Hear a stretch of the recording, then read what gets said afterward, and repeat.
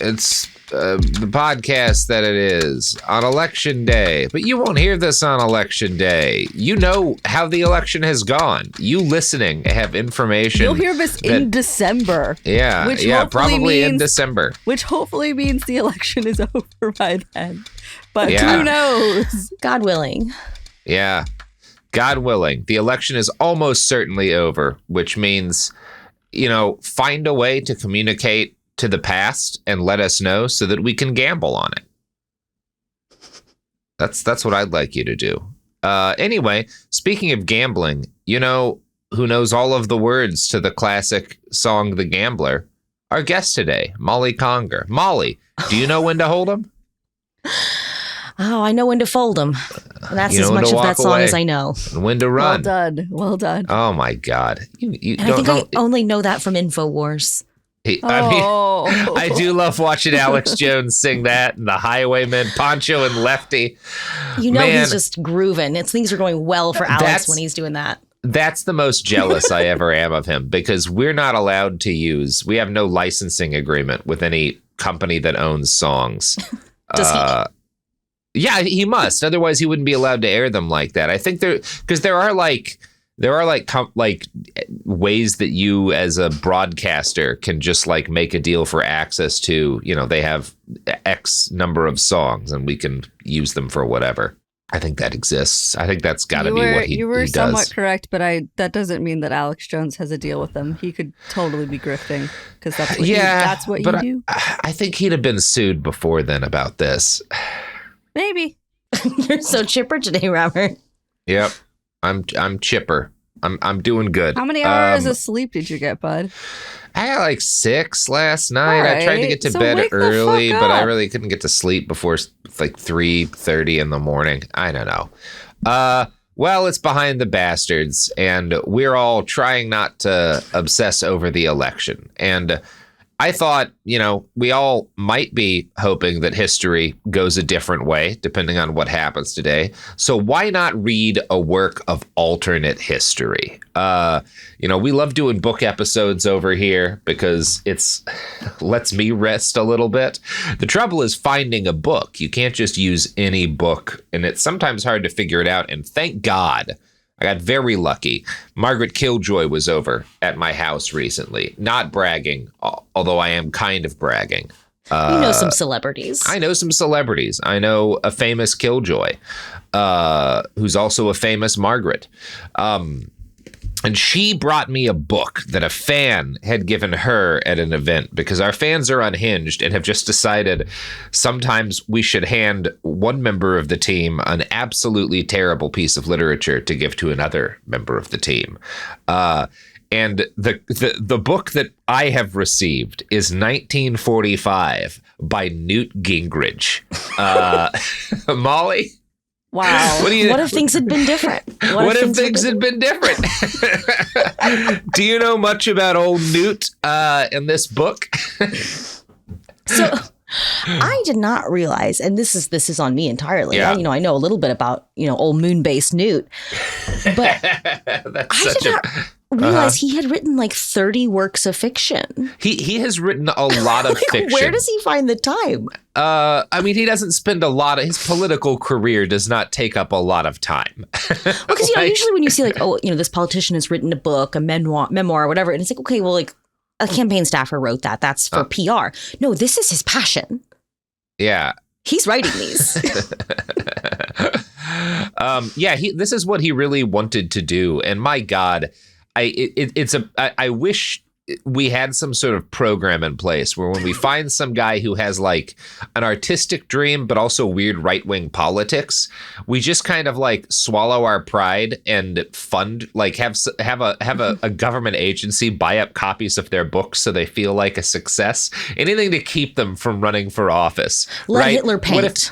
What if let Hitler paint? Let Ben Shapiro make his dog shit TV show about fucking law students.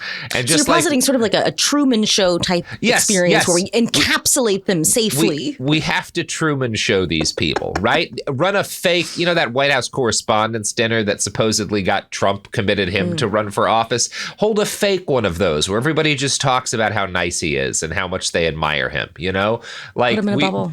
Yeah, we really have to put these people in bubbles. It's the kindest thing for all of us. Oh, man. So yeah, we're going to be reading 1945. As you might guess, it is a World War II alternate history. No, Of course, Sophie. What else could it be? What else could it be? And it's you a particularly. did tell me that, but I did not process it. I was like, that's not what it is. Oh yeah, of course, and it's a wild one. I'm going to tell you that right now. So. Our author for today, I'm going to go through a little bit of a scripted portion here, is Newton Leroy Gingrich. Leroy, yes. Gingrich. Yeah, you can't not do the Leroy Jenkins thing, which is just going to be incomprehensible for anyone in our audience that's like younger than their mid-30s. You don't know who Leroy Jenkins was. You don't remember the old times. Pieces of shit. Sorry. Anyway. There's a post in the subreddit now saying that I'm an old man and all my references are old man references. And the thing that makes me angriest is they're like, he never references The Simpsons from any episode later than the year 2000. And I'm sorry, I never reference a Simpsons episode from later than 1998 because that's when they stopped being good. You're not an old man. Thank you, Sophie. You're but you've called me an old man on the show. Yeah, that's because I'm allowed to. It's okay when I do it. They're not allowed to do that. You are youth to them. To me, you are ancient. I'm not. They haven't even seen Alien 4. These scrubs, these babies. None of them know what Sequest DSV was. Molly, did you watch Sequest? I don't know what you're talking about. Oh my God. Oh my God. Ancient. Go get a learner's permit. Anyway. I think we're the same age. We might be. Newton Leroy Gingrich. But mentally. Newton Leroy Gingrich was born 2 years before the title of his novel on June 17th, 1943. Newt's father was a career soldier, but Newt takes a different path. He's actually an art student. He gets like an MA in the mid-60s. And like any guy who could during the Vietnam War, he gets a deferment from being drafted by arguing that he was a student and a young father. Remember that because there's going to be a funny coda to that a little bit later in this story. Well, we all know Newt's a family man. We all know Newt's a family man. We all know Newt's a big not fighting in wars, but not a big not having wars guy. Newton is elected to Congress in 1979. In an address to college Republicans before his election, he said, "I think one of the great problems we have in the Republican Party is that we don't encourage you to be nasty. We encourage you to be neat, obedient, and loyal and faithful, and all those Boy Scout words. Richard Nixon, Gerald Ford, they've done a terrible job, a pathetic job. In my lifetime, I was born in 1943, we have not had a competent national Republican leader. Not ever." And it's very clear from that context that a competent leader is a mean one, right? Like, that's what he's missing. Like, Richard Nixon's just too nice. What politics really needs is more vitriol. Yeah, it needs more real assholes. I think that's interesting because it makes a case that I think is an important thing to understand if you're trying to like puzzle out why we are where we are now in American politics. And the basics of that case is, well, because Republicans lost their minds when Nixon had to step down. And everything they've done since then has been dedicated to making sure that no other Republican would ever have to leave office, no matter what crimes they committed, right? And that's no clearly modern precedent. Yeah, no modern precedent for that. No. So in 1985, as a congressman, Newton told an interviewer, I think from the Washington Post, who asked about his deferment during Vietnam, quote, "Given everything I believe, a large part of me thinks I should have gone over." Oh, if only, Newt. I do wish you had gone to fight in Vietnam. Now, that same year, when President Reagan held a summit with Soviet Premier Gorbachev, Newton called it, quote, "the most dangerous summit for the West since Adolf Hitler met with Chamberlain in 1938 at Munich." And I love the idea that like Gorbachev is a Hitler figure. This guy who wouldn't even shoot back during like the protests that overthrew his government is like a Hitler, you know? The future Pizza Hut spokesman Gorbachev as a Hitler kind of figure. R.I.P. Hitler, you would have loved Pizza Hut. That does tell you where our boy Newt is on like the political alignment chart, right? He sees Ronald Reagan as a fucking Neville Chamberlain type. Now, that same year, Gingrich made the news for comparing a House race that was in question in Indiana to the Holocaust. Here's a quote about it. I'm going to read you the quote, Molly. Here's a quote about it as relayed by an article in Mother Jones. And it starts with Newt here. We've talked a lot in recent weeks about the Holocaust, about the incredible period in which Nazi Germany killed millions of people, and in particular came close to wiping out European Jewry. If someone said to me 2 days ago, talking frankly about the McIntyre affair, in which Democrats refused to seat the winner of a House race until they'd conducted a recount, and the efforts by the Democratic leadership to not allow the people of Indiana to have their representative, but instead to impose upon them someone else, something in which he quotes German poet Martin Niemöller. I have never quite until tonight been able to link it together. Niemöller, the great German theologian, said at one point, when the Nazis came for the Jews, I did nothing. And when the Nazis came for me, there was no one left. Right? I think it's Niemöller. But this so basically the Democrats are like, well, until we finish a recount, we're not going to sit this guy because there's questions about the election. And fucking Newt is like, this is the same as the Holocaust. Did they kill all the voters? Did they murder everybody? It just kind of seems like they were doing a thing that legally is a part of the election, like having a recount, waiting to seat the elected leader until you do the recount. Is that the same as killing millions of people in factories of death? There needs to be a swear jar for people who abuse the Niemöller poem. Yeah. You need to put $1 in the jar because that was not appropriate. I think anytime you reference it, you have to lose, it should be like a Yakuza thing where you have to give up one of the joints of a finger, right? And maybe that'll cause people to be a lot more careful about when they deploy that bad boy.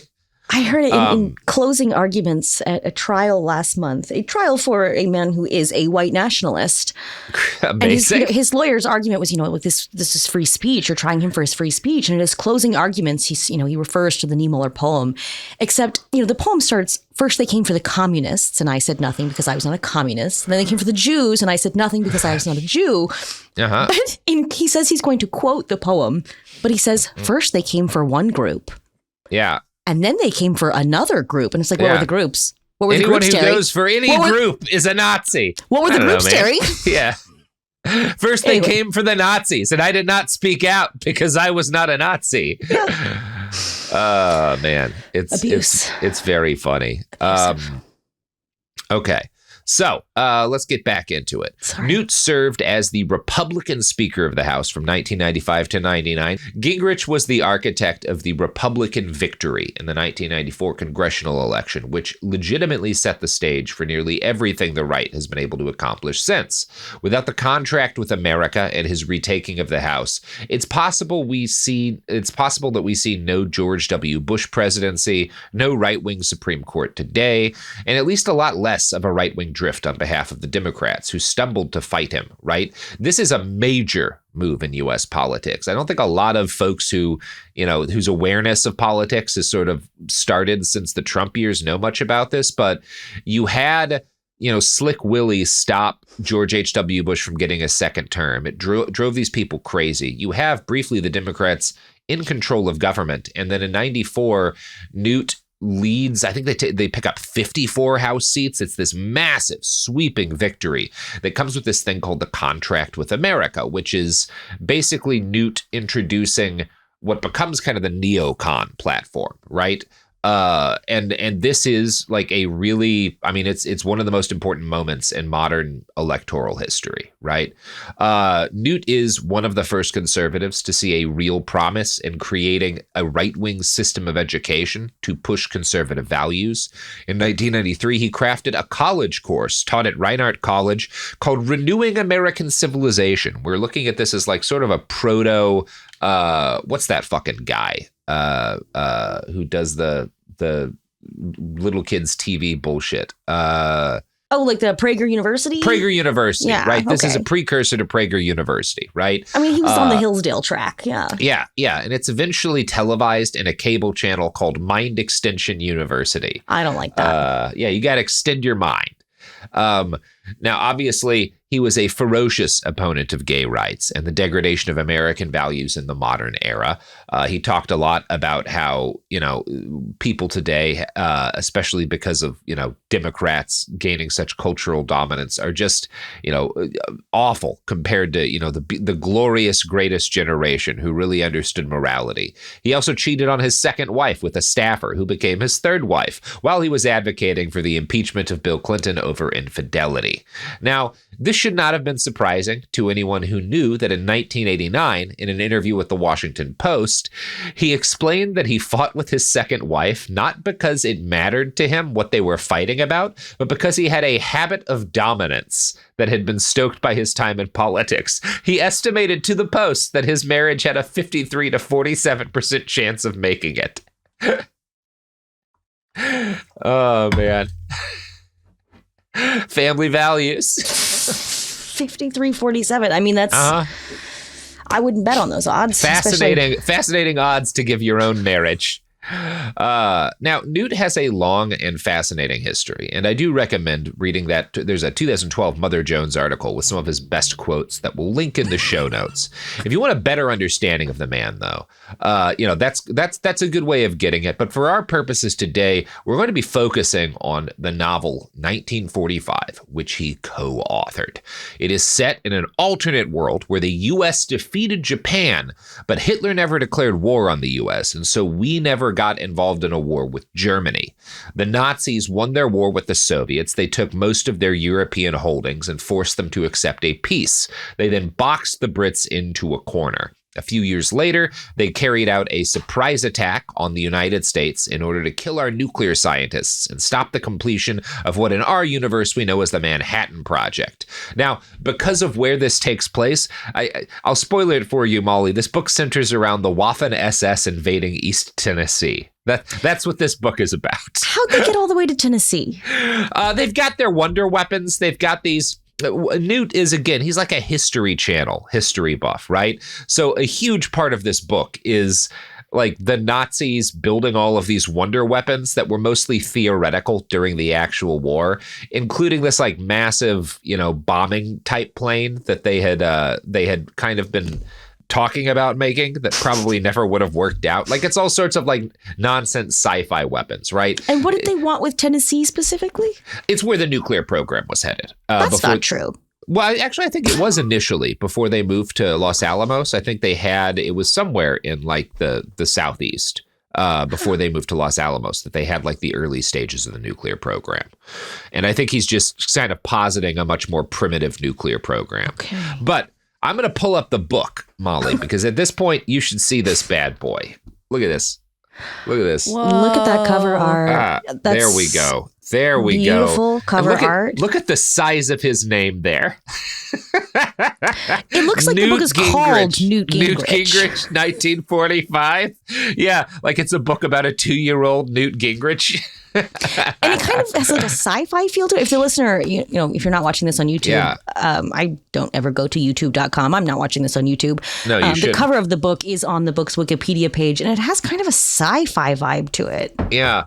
Now, I want you to look at the back here. First off, Newt's smaller than I expected when you see him in a photo like this. This is a picture of him with his co-author, William R. Forstchen, and with Jim Bain, who is the owner of Bain Publishing. And we're going to be talking a lot about Bain Publishing.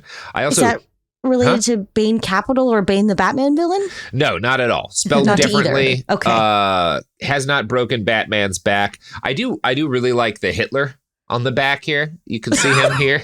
He just looks so happy. Okay, can you hold it up to me. Yeah, wrong camera. Wrong camera. One sec. Other camera. It's hard to figure out here.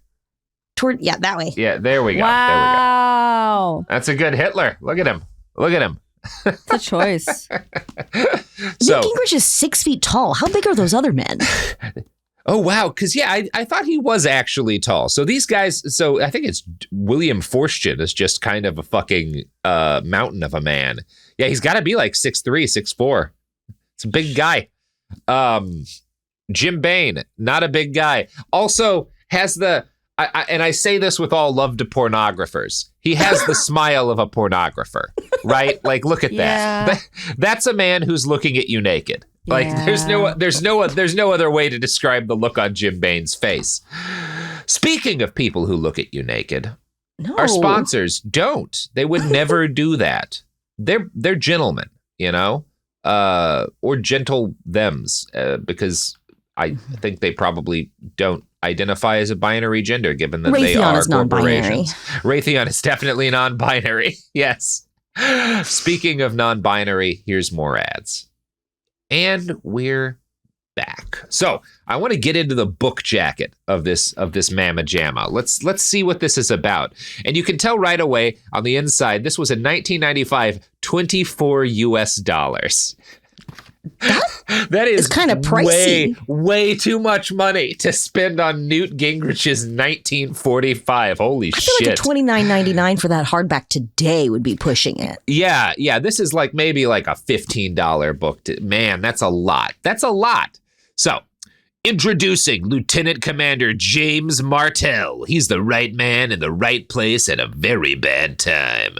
The year is 1945. In Europe, the Third Reich reigns triumphant. The Soviet Union is a fragment of its former self, and Britain has accepted a dictated armistice. In the Pacific, after a brief, sharp war with Japan, America is the only significant military presence. Now the world's two superpowers eye each other warily across an Atlantic Ocean that daily grows smaller. The big show is about to start. Who will win? The Americans with their formidable industrial base and superior logistical techniques, or the Germans with their science fiction super weapons that turn out not to be fictional after all? Only one thing is certain. If America is beaten, this alternative Reich will last 1,000 years.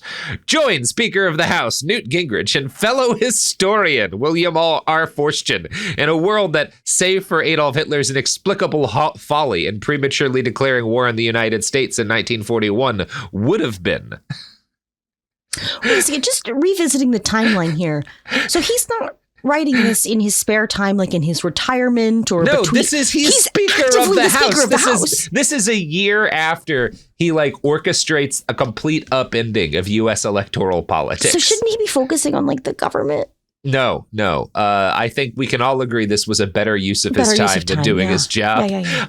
I just find it very funny that he describes himself and his co-author as fellow historians, because as a spoiler, they are not. Neither of them are historians. Forstchen is a little bit of a historian, but he's like a historian who went immediately into writing alternate histories. He is a professor of history at Montreat College in North Carolina. But Montreat College is like a small, but that's not a real college. Yeah. Look, I'll give a partial to Forstchen, right? Because again, he spends most of his career, his big job is writing a bunch of articles for Boys Life magazine, as well as young adult novels. And does that make you a real historian? I'm gonna put that on the cusp. But fucking Newt Gingrich certainly is not a real historian. No. Forstchen's main publisher was Bain, who back in the early to mid 1990s was a major purveyor of pulp sci-fi and alternate history books. That changed as a result of 1945, which due to Gingrich's star power was expected to be a major hit. You can tell that just by the look of this cover, right? Newt's name is massive. They're charging $24 fucking for this thing. And it's a catastrophe, Molly. It's one of the greatest disasters in fucking alt history publishing. Right. If you read online forums where alt history fans discuss this book, the rumors, credible ones, are that Newt promised Bain he was going to devote a lot of time using his platform. Newt is a famous PR hound, right? He's constantly talking to the Washington Post. He's willing to say shitty stuff about himself to them, as we've kind of covered earlier, because his attitude is, I should always be in the Post, right? So Bain is like, well, old Newt, he knows how to get all the attention we need to move some real copies. Let's buy 100,000 copies of this fucking book. Sells 100,000 copies. I know. It's so funny. And Newt fails to do the actual PR that he had promised to do. And as a result, 1945 is one of the biggest flops in publishing history. According to the Washington Post, for every 100 copies of this book that were sent out by Baen, 81 were returned unsold, leaving the publisher with almost 100,000 copies sitting around their warehouse. The scuttlebutt is that this was such a flop, it nearly killed Baen entirely. While I was doing my pre-search for this episode, I found a thread on a forum titled alternatehistory.com from 2007. Users speculated about why the sequel never came to pass. One user, BCO, wrote, 1945 practically bankrupted Baen Books. They assumed a prominent figure as Gingrich would lead to huge sales, printed up a lot of books, couldn't sell many of them. The idea of a sequel was out of the question.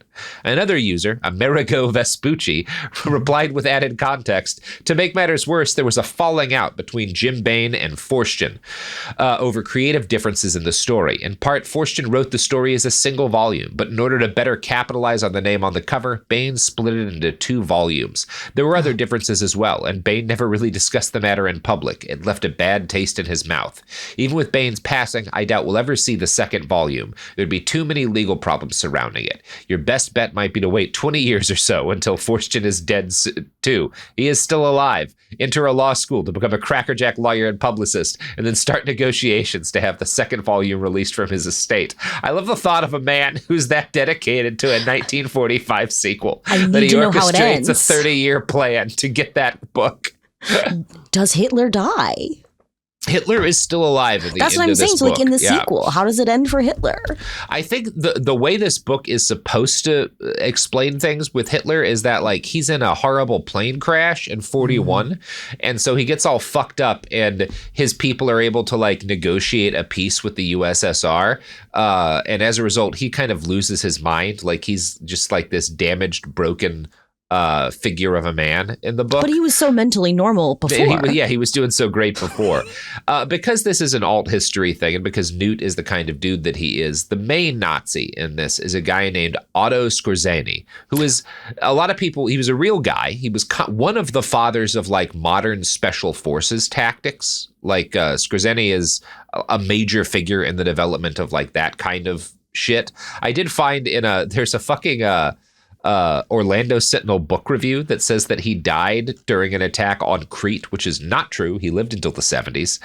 He moved to Spain so that Franco would protect him, and he lived a fairly long life for a dude like him.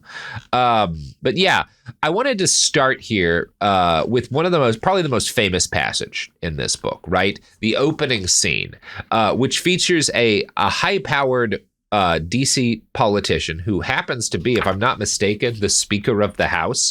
So we got a self-insert. Yes. Yeah, this is Newt's self-insert. And remember, 1995, this is right around when Newt Gingrich is attacking Clinton and saying that he should be impeached. Because he describes his self-insert character as, like, very handsome? He describes his self-insert character as having an affair, while he, as the real Speaker of the House, was in this moment having an affair. Okay, we have some honesty. And specifically, the point of this chapter is his self-insert character hands over the secret to a Nazi spy, who is the person he's having an affair with, that the U.S. is working on creating an atomic weapon. Like, the inciting incident in this is his self-insert being compromised and giving up nuclear secrets in order to get laid. And he is, in the real world, the Speaker of the House. The Speaker of the House, and having an affair with a staffer. That just doesn't sound trustworthy to me. It's amazing stuff. September 1st, 1945, Washington, D.C. Also, I don't know why they do this, but they spell prologue wrong. That's not one of the ways to spell that. At the end of this, I've only ever seen it spelled with an E at the end of it. I don't understand why they're doing it this way. But, darling, Germany and the United States are not at war. What harm is there if we share the occasional bit of gossip? Surely you don't think that I, a loyal Swede, the question trailed off in a lethal pout as his beautiful and so very exotic mistress stretched languidly, mock innocent appeal in her eyes. Still, he mustn't let her see just how much she moved him. A relationship had to have some balance. He stretched in turn, reached out for his cigarettes and gold-plated Ronson on the the Art Deco nightstand with its Tiffany lamp. Since he wasn't sure what to say, he made a production out of lighting up and enjoying that first luxurious after-bout inhalation. What an unsexy way of talking about the aftermath of sex. Just to say, Prolog No E is a declarative programming language designed for developing logic-based AI applications. I think that, okay, so maybe this is what OpenAI used to create their AI. Is it all based on Newt Gingrich's 1945? That's exactly what I was saying here. That's exactly what I was saying. What a nightmare. Yeah. What a hideous, hideous nightmare. Mm-hmm. So he's having after sex smokes with this lady who's very obviously a Nazi spy. Yeah, she's not even being kind of sly about it. She's like, what if we just, if you really love me, you'd tell me national defense information. Yeah. Now, here is Newt not at all talking about his actual marriage and actual infidelity.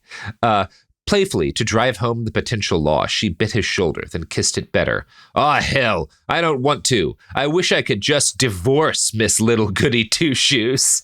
I like this arrangement," she laughed softly. Mistress to the Chief of Staff of the President of the the Chief of Staff. So it's not exactly him, right? It's just basically him. Nice title, don't you think? Such a book I could write. Mayhew shuddered at the thought. Don't even joke about it. But he could trust her to be discreet. He was sure he could trust her. More to cover his moment of doubt than for any other reason, he harked back to her initial gambit. One thing we really don't have to worry about is a war between Germany and the United States. It just isn't in the cards. There's no way it could happen within the next year or so. And after that, well, take it from me, but nobody is going to dream of messing with the United States, not even Adolf Hitler. I don't think there's going to be a war either, but you seem so sure. What is your big secret? You were so excited about it when you came in here, and now you won't tell me. Suddenly, the pouting sex kitten gave way to Diana the Huntress. Tell me, she hissed. Mayhew looked at his delicious interrogator. For a moment, her intensity almost frightened him. Then he was overcome by it, by her. His had been a strict and starchy upbringing, and his marriage had not been born of love, but of political opportunity, though his wife didn't know that. So he capitulated. Besides, he wanted to tell, what good were secrets if you couldn't share? Okay, I surrender. Lucky for you, she purred, then laughed. Such games we have, she whispered in his ear. You play wonderfully. Now tell. Having given in, characteristically, he stalled. Sure you're not looking for a story for your Swedish newspaper? She just looked at him. He could tell she was tiring of the delay. And then he tells her that we're making a nuke. So he must have missed the annual training that they give men in the government that, like, beautiful women do not want to talk politics with you with their tops off. No. Beautiful women aren't doing that. Yeah. No, they never would. I think that's very funny. I think there's so much off-putting language in this book. Like thinking of Newt Gingrich writing the word sex kitten gives me like physical shivers up and down my spine, and it should do the same to you. But you know what doesn't make me shiver? How cute my dog is in the background of this video. Oh, Anderson is looking very good down there. That gives me a little shiver. But like a joy shiver, right? Yeah, a joy shiver, sure, why not? The products and services that support our pod. But do they support my dog? No. They're neutral. They're cat people. She left. Uh-huh. The second you said no, she left. Yeah. Wow.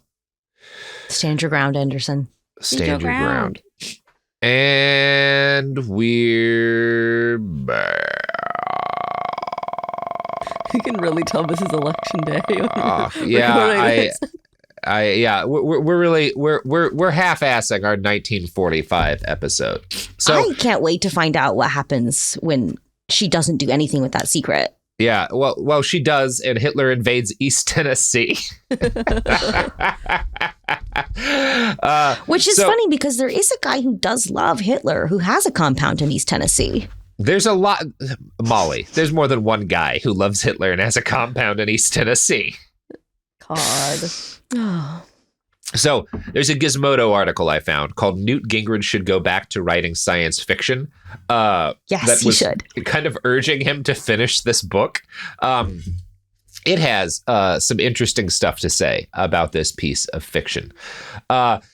In any case, whether 1945 is as historically dodgy as many have claimed, it contains several vital elements of total awesomeness. For one thing, the triumphant Nazi Germany spends its time developing what the back cover describes as science fiction superweapons. You think I'm kidding? How about rockets that are remotely guided via television cameras, or superjets with drop tanks to provide ground support, plus super rockets and hydrogen-powered submarines, plus every villain in front of a real thing. You got to stick super in front of it, otherwise people won't know that it's better than the normal kind of thing. Every villain in this book is hideous and crazy. At some point, Skorzeny gets injured and loses an eye, so he can get an eye patch or maybe some kind of cyborg eye. In this passage, our hero, the square-jawed Jim Martell, tries to shoot down Skorzeny's plane and fails. Now, ammunition gone, he could only watch as the second and then the third plane lifted off. Unlike the second plane, the third stayed low as the pilot pushed it in just enough left rudder to cause the plane to crab onto the edge of the grass strip so that it passed by not 20 feet away from where Jim stood. Otto Skorzeny looked down, grinning demonically, and James Martell finally understood the meaning of hatred. There's apparently like 3 or 4 times where a character learns the meaning of hatred, and that's because Newt Gingrich, as an educator, likes it when people expand their minds. For a little bit more coverage of some of the awkward lines in this book, I'm going to turn to an Orlando Sentinel piece titled, "As a Writer, Gingrich Makes a Good Politician." Good title for a book review. 1945 is cluttered with awkward lines like, "The exhaust vapors that swirled in through the car's open windows stank like hell itself." Then there's this. The scene brought to Martell's mind the absurd image of a cobra tenderly protecting a baby. Much of the pre-pub... What's bringing that to mind? Why would that bring that to mind? Have you ever seen that? Is that a thing you can picture because you've witnessed it? You know what this reminds me of? Yeah, you know what this reminds me of? A thing no one's ever seen. It's very funny. Much of the pre-publication hoopla surrounding 1945 involved its supposedly steamy sex scenes, some of which were excerpted last year in the New York Times Magazine when the book was still in draft form. Gingrich vowed to tone down the sex. He succeeded. For example, in bed with his... we just read that passage, but I love that there were leaks of this that were too horny, and he had to change the final draft. There's also a lot of... Who was leaking these? It's got to be Newt, right? Himself. Who else would leak these, right? He's just testing the water. How horny can we get? A good amount of George H.W. Bush slander in this. Gingrich talks about, has a character who knew him when he was a pilot, because George H.W. Bush fought in World War II, who says, if you needed someone to lead a group straight into enemy flak, he was your man, which is funny because he was, in fact, shot down during the war, and he had to also edit those portions to be nicer to George H.W. Bush, which is cowardly, Newt. You've blown up any sort of legitimacy your book had when you do stuff like that. Anyway, I want to move to a passage midway through the book that's set in Winston Churchill's office, because one of the things that happens while the Germans invade East Tennessee, Rommel conducts a landing in Scotland. Of course. They're moving down through Scotland. The Desert Fox is going to the moors. Fox. No one better to conduct a war on the Scottish moors than the Desert Fox. Just port the Africa Corps right on over. They'll appreciate the breeze. So I want to talk about this just because there's a little bit here that's kind of relevant to modern politics. Here's Winston Churchill talking. And one of his aides Molly says... and I both made the same face, but we're like, oh no. Uh-huh. He's talking to one of his aides, a guy named Andrew. For my part, I've ordered a secret alert for the Royal Air Force starting at midnight. Also, the Army will move on spring maneuver schedule up so as to increase troop strengths throughout England. I'm also going to make a speech before the House next week, accusing Hitler of preparing to launch an attack against us. Winston, I wish you wouldn't do that. Why? Because the America First crowd will go to town on you, that's why. They'd claim it was part of an ongoing plot to drag us into yet another European conflict. They'll say it was a repeat of what you and Roosevelt tried to do in 40 and 41. They'll say you're deliberately trying to provoke Hitler, that you came back to office intending to do just that, to finally drag us into a showdown with Germany. If you make that speech, I won't be able to back you up. A cold, static-laden silence was the only response. Even Roosevelt didn't start to move openly until after the 40 elections, you know, Andrew continued after a moment's pause. You know that I agreed with him 100%. I could see the threat as far back as the denouement of Versailles and the move into the Rhineland. I knew then, and I know now, that the maniac son of a bitch would never stop on his own, and that nothing short of a full-scale war with the United States could stop him. We should have been in it back in 41. If it hadn't been for that damned accident, he'd have declared war on us after Pearl Harbor. He all but told me that himself. In 41, we'd have won easily. Now he's 10 times more dangerous. I just love that the America First guys are the bad guy in 1995, and fucking Gingrich is absolutely going to wind up on that side here. Now, there's a couple other fun moments in another chapter. Not long after this, we go to Rommel talking with some of his people, and there's a line here that's very funny. Americans would be startled to discover the degree of camaraderie that existed not just between different ranks within the German officer corps, but between officers and rankers, though the practice had its roots in the mutinous conditions prevalent in the German military at the end of the Great War. Perhaps Germans could afford the informality because German society was so thoroughly status conscious, whereas Americans, so unready to grant superiority to anybody, needed the outward manifestations of rank because otherwise they would lose track of who issued orders and who took them. It's an interesting description of American culture. Oh, Newt. And a strange read of Germans. I don't know that there was informality in the ranks. Yeah, informality in the German military. I think he's trying to talk about like Auftragstaktik, which was this kind of it was this kind of flattening of military hierarchies in certain specific ways that came about as a result of like combat in World War I, where you were saying basically like unit leading officers should have a lot of freedom to like conduct advances and kind of carry out attacks in a way that sort of they see fit rather than having to follow orders to the letter from above, right? I just don't know that translated into sort of the social culture of German people. I don't know that I would say the German military was particularly informal between officers and civilians, especially since like the Prussian Junker officer class was still a major part of the German military in this period. So what happens when they get to Tennessee? Is it like a ground invasion? I think they come in from the air, right? Of course, yeah. And then, I can tell you what happens, which is that Sergeant Alvin York and a bunch of elderly veterans form a militia and stop the Nazis. Oh, wow. Largely, that's who saves the day. Because Newt's got to have his like pro-Second Amendment stuff, so he like puts it in the mouth of like an elderly Sergeant York fighting off the Waffen-SS. The old men of Appalachia just like the band old men together. Of Appalachia. Look, okay, I could buy that. Honestly, I could buy that. I mean, the Waffen-SS. The Waffen-SS proved in the actual World War II that they were not very good at fighting an insurgency. And I think that Appalachia is worse terrain to fight an insurgency than anywhere in Western Russia. So I'm going to say, yeah, probably. Probably that would have gone bad for the Nazis.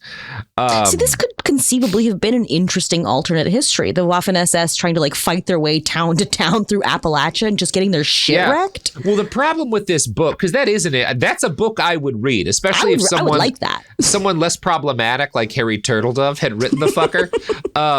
But that's not like Newt and Forstchen kind of fall for a standard pitfall in writing fiction here, writing particularly like speculative past fiction, is you have this point that's the actual thing that you want to get that's actually interesting, which is like an insurgent war in Appalachia between the Nazis and like elderly American World War I veterans. That's a fun premise, but you don't get to it until the very end of the book, right? By the end of the book, Hitler's, geared up for a full-scale invasion, and we're actually getting ready to have like, he set up like a naval conflict between like U.S. carrier groups and Nazi like the German Navy. Like there's a lot of cool stuff that's happening by the end potentially, but it's not really a part of the story because he feels the need to like go back much further. Like you should always start a book at the thing that's most interesting to you, right? Like you don't actually want to waste a lot of time building up to that, even if you're like, well, people are going to want to know how we got here. No, they're not. They don't give a shit. Start at whatever's most interesting. It's a rookie mistake. Maybe if Newt hadn't been so busy being the Speaker of the House, he'd have been able to get it right. So what you're saying is the sequel is probably a banger, and we need to get it. I think the sequel is a banger. It was all apparently intended to be one book that's too long. But yeah. you know, I don't know. We probably don't need to go through this whole thing, especially because it's the election. And I do like that he named his protagonist Jim Martell, right? That's Jim very Martell. Charles Martell. Yeah, you know, it's a fine name. Yeah. Was it Charlemagne's dad? Yeah. Also played by Christopher, what's his name? From The Lord of the Rings. I don't know. I think I'm good on this book. We hit 45 minutes, right? That's all we owe you on our off week. This is an off week. We're taking a breather. We're trying not to focus too much on the news because nothing interesting is going to happen yet. You in the future know, so just scream at past Robert and Molly about what happened. And if I don't get any message from the future, I will assume that we all die this week. So please do send a message. This is it for the whole world. Thank God. Thank goodness. Anyway, Molly, how do you feel about the alternate past? What's your favorite World War II counterfactual? Do you spend much time thinking about, like, for example, what if the Germans hadn't invaded Russia but had focused all of their military might on North Africa, you know? As a woman, Robert, I'm going to say no. I have never thought about that in my life. That's a shame. I spent a lot of time doing World War II counterfactuals. Now, I could run get my partner. I think he probably could talk about this for hours. I think this is a thing that men like to think about. But no, I have never considered this. So are you more of a World War I counterfactual guy? Like, what if Serbia had taken over the Austro-Hungarian Empire? What if by World War II the great land power in Europe was the Serbian Empire? What if I'm always asking myself like that. Sophie, aren't you always asking about that? I'll tell you Not one once. thing. We never would have stopped putting cigarettes in movies, right? If Serbia is like a China-sized like market for American television and film, cigarettes don't ever get cut out of Hollywood, you know? So that's good. That's my prediction. Anyway, Molly, do you have anything you want to plug? Yeah, you should listen to my podcast, Weird Little Guys. Assuming no acts of terrorism happened this week, I won't have any new news to cover in there. But each week there have already been 5 bomb threats against polling locations in Georgia. Oh, they did pick up a guy the other day with an armed bomb about to blow up the power grid in Nashville. So it does keep happening. I'll never run out of guys. I'm not going to say there will be no acts of terrorism. Yeah, well, you can tune into Weird Little Guys to hear about these kind of weird little guys who do things like that. Yeah. Speaking of weird little guys, Newt Gingrich, probably a lot littler because he's extremely old now. So he's weird. Check out Newt's wife's Instagram. She photoshops her face to be completely smooth in every picture. It's incredible. Beautiful. And presumably, if this book is true, she's plying him for nuclear secrets. She used to be the ambassador to the Vatican. She's not anymore, I reckon. What a do-nothing job. I know. Make me ambassador to the Vatican. Because you know what I'm going to do? I'm going to get into those catacombs. I'm going to steal some saints' bones, you know? I'm going to have a whole necklace made out of the bones of saints. Dream bigger. I'm getting the chronovisor. Oh, wow. Yeah, the Pope's time machine. Yeah, of course. Anyways, hopefully the Pope has a time machine. Hopefully things aren't. I love the idea that the Pope has a time machine because my imagination is rather than doing like anything that would help the Catholic Church, he just repeatedly goes back in time to like put a thumbnail on Martin Luther's chair.